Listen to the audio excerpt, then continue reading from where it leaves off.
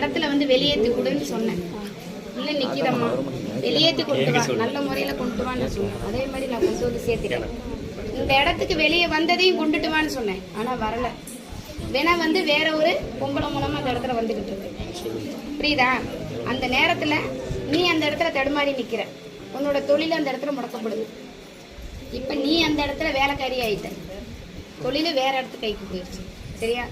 இடத்துக்கு கூட்டிட்டு பார்த்தாய், நான் எல்லாத்தையும் சரி பண்ணி கொடுக்குறேன். நீ மட்டும் வந்து கண்ணீர் விட்டு எந்த நீ சொன்ன வாக்குக்கு நான் கொடுத்தேன். அப்படி இருந்தும் வேற மாதிரி பிரச்சனை நான் வாங்கிக்கிறேன். போன் எடுத்து கையில் வைங்க. பேசுறதுக்கு உண்டான வழி என் இடத்துக்கு கூட்டிட்டு வா. நான் இப்பவே என்ன சொல்றேன், நீ பரிதவிச்சு அந்த இடத்துல எதுவும் ஆக போறது கிடையாது. நீ பரிதவிச்சு அந்த இடத்துல எதுவும் ஆக போறது கிடையாது. சம்மதப்பட்ட ஆளு வேற, உனக்கு அதுக்கு சம்மதம் கிடையாது. சம்மதப்பட்ட ஆளு வேற.